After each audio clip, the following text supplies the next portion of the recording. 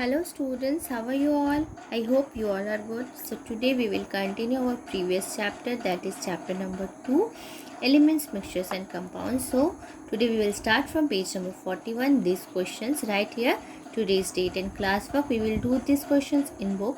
Question number A is write the chemical symbol for iodine. क्या होगा? I, copper Cu, sodium Na, oxygen O, silver Ag, mercury H. Now page number 42. Question number B. Write the chemical formula of nitrogen N2, potassium K, chlorine Cl2, hydrogen H2, calcium Ca, helium He. Now question number C. Write Latin names of the following. Iron का क्या होगा Latin name? Ferrum. Silver argentum. Gold aurum. Copper cuprum. Mercury का क्या है? Hydrargyrum. Lead का क्या होगा? Plumbum. Sodium natrium. Potassium kalium. Okay, you have to write this. Now start from here compounds. आज सबसे पहले हम क्या पढ़ेंगे? कंपाउंड्स के बारे में पढ़ेंगे. तो कंपाउंड्स क्या होते हैं? कंपाउंड्स वो सब्सटेंस है जो एक, दो या दो से ज़्यादा एलिमेंट से मिलकर बनते हैं. जैसे कि यहाँ पे आप देख सकते हैं, यहाँ पे मैंने क्या लिखा है? वाटर का यहाँ पे क्या बनाया मैंने? डायग्रामेटिक रिप्रेजेंटेशन बनाया कि वाटर के मॉलिक्यूल्स किस तरह से रहते हैं. वाटर में हमें क्या पता है? वाटर का फॉर्मूला क्या पता है हमें? H2O होता है, यानी कि इसमें 2 हाइड्रोजन और 1 ऑक्सीजन है. इसे हम क्या लिखते हैं? 2:1 रेशियो में लिखते हैं. क्या समझ रहे हैं कि यहाँ पे 2 हाइड्रोजन के एटम है और एक क्या है? ऑक्सीजन का. यानी कि जब 2 या 2 से ज़्यादा एलिमेंट मिलते हैं तो उन्हें हम क्या कहते हैं? कंपाउंड्स कहते हैं. उसी तरह से carbon dioxide, nitrogen dioxide, zinc chloride, calcium oxide, ये सब भी क्या है? अलग अलग कंपाउंड्स है. अच्छा, ये जो कंपाउंड्स है, कंपाउंड जैसे कि यहाँ पे क्या लिखा है? H2O जो है कंपाउंड फॉर्म होने से पहले जो H है और जो O है, इनकी जो प्रॉपर्टीज़ होती है वो अलग होती है, लेकिन केमिकली कंबाइन हो जाने के बाद क्या होती है? इनकी प्रॉपर्टी चेंज हो जाती है. कैसे?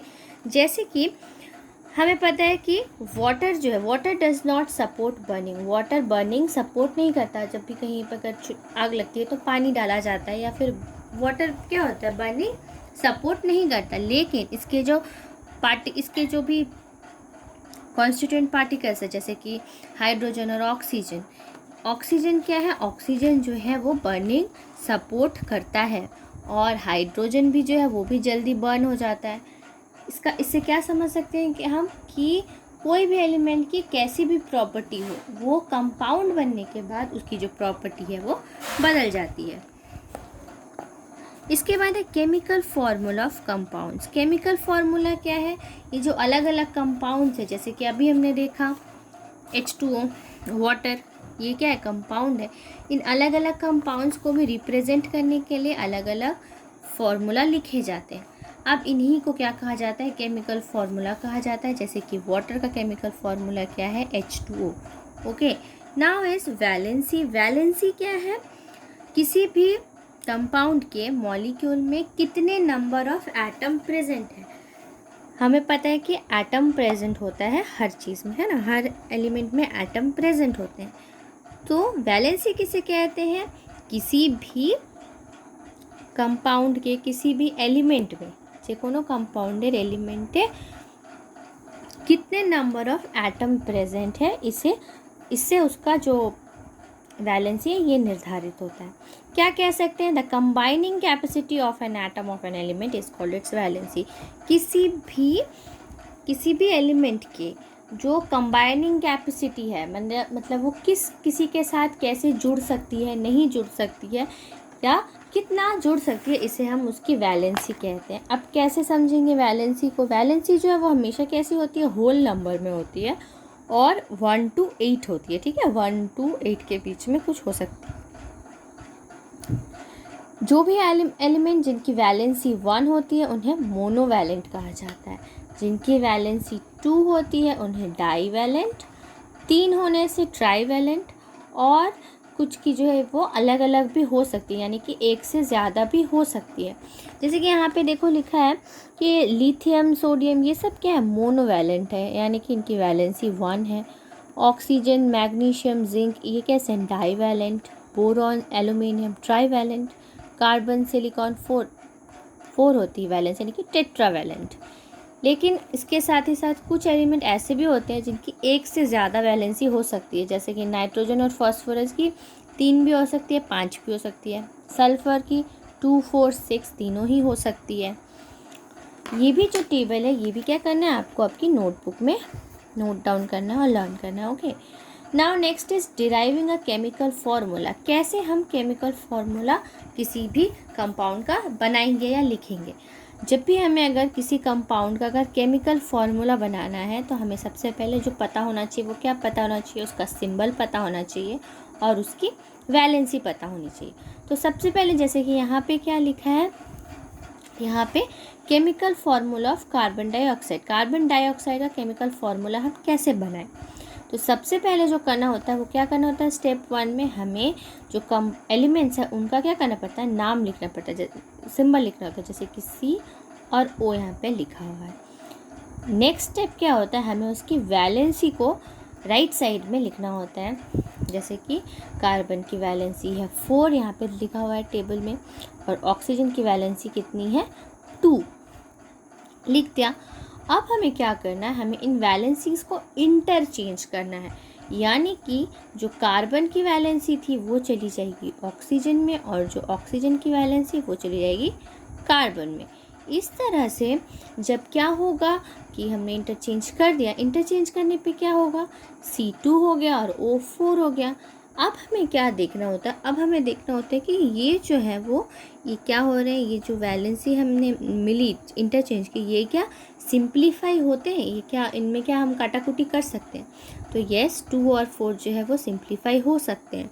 2 1 जा 2 एंड 2 2 जा 4। तो इसका मतलब क्या, C क्या हो गया 1 जो है वो लिखना हर जगह ज़रूरी नहीं होता, तो C और O कितना रह गया 2। तो हमने यहाँ पे क्या लिखा O2, यानी कि कार्बन डाइऑक्साइड का सिंबल क्या, केमिकल फार्मूला क्या होगा CO2। इस तरह से हम जो है डिफरेंट कंपाउंड का केमिकल फार्मूला बना सकते हैं। हमें क्या पता होना चाहिए, बस एलिमेंट और उसकी वैलेंसी पता होनी चाहिए। उसी तरह से यहाँ पे और भी कुछ एग्जांपल दिए हैं, जैसे कि जिंक क्लोराइड के यहाँ पे क्या लिखा है, एलिमेंट्स का सिंबल लिखा है जिंक का ZnCl, और फिर उसका क्या लिखा गया है यहाँ पे वैलेंसी। फिर स्टेप 3 में क्या किया गया, वैलेंसी को इंटरचेंज, 2 क्लोरीन को 2 कर दिया गया है और जिंक को 1। अब जैसा कि 1 हर जगह लिखना ज़रूरी नहीं होता, और ये साथ ही साथ ये डिविजिबल भी नहीं है, सिंप्लीफाई भी नहीं होगा 1 और 2। तो यहाँ पे क्या हम लिखेंगे ZnCl2। नाउ नेक्स्ट इज़ यहाँ पे एक और दिया हुआ है कैल्शियम ऑक्साइड। यहाँ पे कैल्शियम का सिंबल होता है Ca और ऑक्सीजन का होता है O। इनकी वैलेंसी कितनी होती है 2 2 2 ईच। तो यहाँ पे क्या होगा, इंटरचेंज होने पर भी क्या रहेगा 2 ही रहेगा। अब 2 जो है वो सिंप्लीफाई होकर क्या बचता है 1 बचता है। 1 लिखना ज़रूरी नहीं है, जिस वजह से हम इसे क्या लिख सकते हैं CaO। इसी तरह से यहाँ पे कुछ अलग अलग कंपाउंड के केमिकल जो कॉम्पोजिशन है दिए हुए, जैसे कि मैग्नीशियम ऑक्साइड। मैग्नीशियम ऑक्साइड हम कैसे लिखते हैं MgO। यहाँ पे क्या होता है 1 है, यहाँ पे जैसे कि लिखा हुआ है मैग्नीशियम MgO। इसमें क्या है, एक मैग्नीशियम और एक ऑक्सीजन एटम्स है। उसी तरह से ये क्या है कैल्शियम ऑक्साइड। कैल्शियम ऑक्साइड में एक कैल्शियम एक ऑक्सीजन है। Copper oxide, zinc oxide, lead oxide, magnesium sulphide, calcium sulphide, इन सब में क्या है जो एटम नंबर ऑफ एटम्स है वो कैसे हैं 1 है, ओनली 1। लेकिन वहीं पे जैसे कि यहाँ पे क्या दिया हुआ है NO2। यहाँ पे जो है क्या है N मतलब नाइट्रोजन, O मतलब ऑक्सीजन।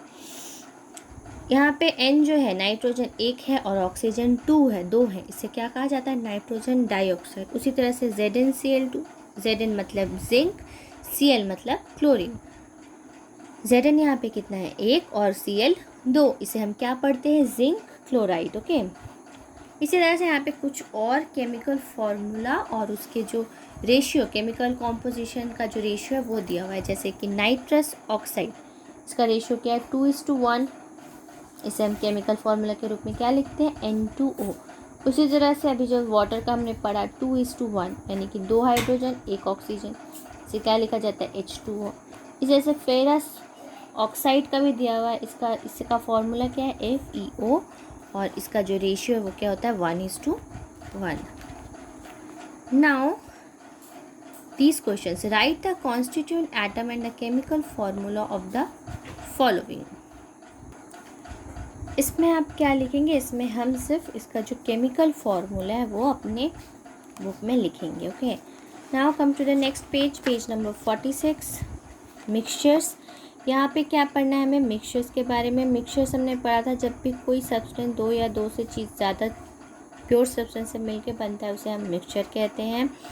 ये जो है वो केमिकली कंबाइंड नहीं होते, यानी कि इनके बीच में कोई भी केमिकल रिएक्शन नहीं होता। इनके बीच में क्या होता है, सिर्फ ये क्या होते हैं, फिजिकली एक दूसरे से जुड़े होते हैं। इसका क्या कैरेक्टरिस्टिक्स हैं, जैसे कि इनका जो कॉम्पोजिशन, इनके अंदर जितनी भी चीज़ें प्रेजेंट है, जितनी भी चीज़ें होती हैं वो क्या होती है, बराबर नहीं होती, समान नहीं होती या एक जैसी नहीं होती। कैसे होती है, हर जगह अलग अलग होती है। जैसे कि सैंड या फिर डस्ट में नंबर ऑफ़ पार्टिकल्स, डस्ट और गैसियस पार्टिकल या कोई भी चीज़ जो है वो फिक्स्ड नहीं होती। नो फिक्स्ड प्रॉपर्टी, इनकी जो प्रॉपर्टीज़ हैं यानी कि boiling point, melting point, colour, smell, ये सब भी क्या होता है, हर जगह एक जैसा नहीं होता। सेपरेटेड बाय फिज़िकल मेथड्स, और ये जो मिक्सचर रहते हैं उन्हें क्या हम फिज़िकल मेथड से सेपरेट कर सकते हैं, इन्हें केमिकल मेथड की ज़रूरत नहीं पड़ती सेपरेशन के लिए। और साथ ही साथ जैसे कि हमने प्योर सब्सटेंस में पढ़ा है कि कंपाउंड बन जाने के बाद जो एलिमेंट्स हैं उनकी जो अपनी खुद की जो प्रॉपर्टीज़ रहती है, खुद की जितनी भी उनकी प्रॉपर्टीज़ होती है सब बदल जाती है। लेकिन मिक्सचर में ऐसा नहीं होता। मिक्सचर में प्रत्येक जितने भी एलिमेंट्स हैं सबकी प्रॉपर्टीज़ जो है बिल्कुल जैसी की तैसी ही रहती है। ठीक है, नाउ एस यहाँ पे जैसे कि दिया है मिक्सचर और कंपाउंड के बीच में डिफरेंस दिया हुआ है। मिक्सचर किसे कहा जाता है, जब दो या दो से ज़्यादा सब्सटेंस फिजिकली मिक्स किए जाए उन्हें मिक्सचर कहा जाता है। और अगर दो या दो से ज़्यादा सब्सटेंस को केमिकली मिक्स कर दिया जाए तो वो कंपाउंड कहलाता है।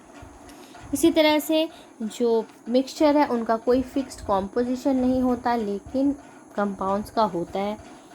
मिक्सचर को किसी भी केमिकल फार्मूला से शो नहीं किया जा सकता, लेकिन जो कंपाउंड्स हैं उन्हें केमिकल फार्मूला से शो किया जा सकता है।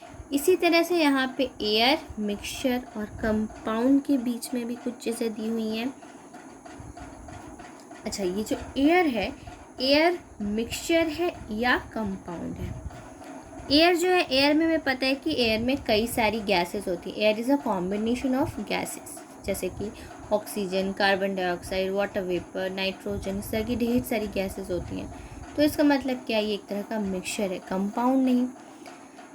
एयर जो है, एयर में जितनी भी पार्टिकल्स, एयर में जितनी भी चीज़ें हैं वो हर जगह क्या हो सकती है, अलग अलग हो सकती है, एक ही जैसी नहीं होती। ज़रूरी नहीं है कि हर जगह की हवा एक जैसी होगी। उसमें जो गैसेस हैं या डस्ट पार्टिकल है वो कम ज़्यादा, उसकी जो मात्रा है वो कम ज़्यादा हो सकती है। एयर का कोई भी केमिकल फार्मूला नहीं होता। क्यों नहीं होता, क्योंकि एयर में बहुत सारी गैसेस, डस्ट, स्मोक, बहुत सारी चीज़ें होती हैं, इसलिए इसका कोई स्पेसिफिक केमिकल फार्मूला नहीं हो सकता। एयर में जितनी भी गैसेस होती हैं सब अपनी अपनी खुद की जो प्रॉपर्टीज़ हैं वो सब शो करती है, खुद उनकी जितनी भी खासियत होती है वो सब शो करती हैं। और ये जो एयर के जितने भी पार्टिकल्स हैं इन्हें फिज़िकल मीन से क्या किया जा सकता है, सेपरेट किया जा सकता है। कैसे सेपरेट किया जा सकता है ये हम बाद में और अच्छे से पढ़ेंगे। अब मिक्सचर जो है वो दो तरह के हो सकते हैं, एक होता है हेट्रोजेनस मिक्सचर और एक होता है होमोजेनस मिक्सचर। हेट्रोजेनस मिक्सचर किन्हें कहा जाता है, वो मिक्सचर के कंपोनेंट्स जो कि यूनिफॉर्मली डिस्ट्रीब्यूट होते हैं अमून सब्सटेंस, ऐसे सब्सटेंस जिसमें जितने भी चीज़ें हैं, जितनी भी कंपोनेंट प्रेजेंट है वो सब बराबर रूप से चारों तरफ फैली हुई नहीं होती हैं उन्हें कहा जाता है हेट्रोजेनस। जैसे कि ऑयल इन वाटर, पानी में अगर हम तेल डाल दें तो तेल क्या चारों तरफ अच्छी तरह से स्प्रेड होगा? नहीं होगा। उसी तरह से सॉइल और आयरन, अगर हम मिट्टी और लोहे को मिलाएं तो वो भी क्या होगा? पूरी तरीके से तो नहीं मिलेगा। तो इस तरह के मिक्सचर को कहा जाता है हेट्रोजेनस। और होमोजेनस क्या होता है? जब क्या होते हैं मिक्सचर में जितनी भी कंपोनेंट्स यानी कि जितनी भी चीज़ें हैं वो सब बिल्कुल बराबर तरह से क्या होती है? चारों तरफ फैल जाती हैं, उन्हें होमोजेनस कहते हैं। जैसे कि शुगर इन वाटर, पानी में अगर हम शक्कर घोल दें तो हमें क्या अलग अलग पानी और शक्कर दिखाई देगा? बिल्कुल दिखाई नहीं देगा। लेकिन ये भी क्या एक तरह का मिक्सचर है। साथ ही साथ मिल्क में तो हमें कोई अलग से पार्टिकल दिखाई नहीं देता। हनी, गोल्ड, घर में जो भी ज्वेलरीज यूज़ की जाती है गोल्ड की या सिल्वर की, इसमें भी तो हम अलग अलग पार्टिकल्स नहीं देख पाते हैं। लेकिन ये भी क्या होते हैं? मिक्स होते हैं, अलग अलग कंपोनेंट्स के मिक्सचर होते हैं। इस तरह के कंपोनेंट्स को, इस तरह के मिक्सचर को होमोजेनस मिक्सचर बोला जाता है। Okay, now next page number 48. A special type of homogeneous mixture in which small quantity of one component is mixed uniformly with a large quantity of another component is called a solution. अब क्या होता है? एक तरह का homogeneous mixture है जिसमें क्या किया जाता है? कोई स्मॉल थोड़ी सी मात्रा में किसी चीज़ को लेकर ज़्यादा मात्रा वाली चीज़ में घोल दिया जाता है, उसे सॉल्यूशन कहा जाता है। अब सॉल्यूशन क्या है? जैसे कि अगर हम क्या करें, अगर हमें मान लो घर में नींबू पानी बनाना है तो नींबू पानी बनाने के लिए जैसे कि हम क्या यूज़ करेंगे? शुगर और वाटर यूज़ करेंगे, शक्कर का और पानी का इस्तेमाल करेंगे। तो क्या किया जाता है? हमेशा ज़्यादा मात्रा में पानी लिया जाता है और कम मात्रा में शक्कर ली जाती है। और इसको जब मिलाया जाता है, जब डिज़ोल्व कर दिया जाता है तो क्या बनता है? एक स्वीट वाटर बनेगा, है ना। तो इसी को क्या कहा जाता है? जो स्वीट वाटर बना इसे क्या कहा जाता है? सॉल्यूशन कहा जाता है। अब इसमें जो कम मात्रा में जो चीज़ हमने ली थी जैसे कि शक्कर, इसे कहा जाएगा सॉल्यूट। और ये जो पानी था जो कि ज़्यादा मात्रा में लिया गया था इसे कहा जाता है सॉल्वेंट। और इन दोनों को मिलाने पर जो स्वीट वाटर हमें मिला ये क्या होगा? ये होगा सॉल्यूशन। ओके।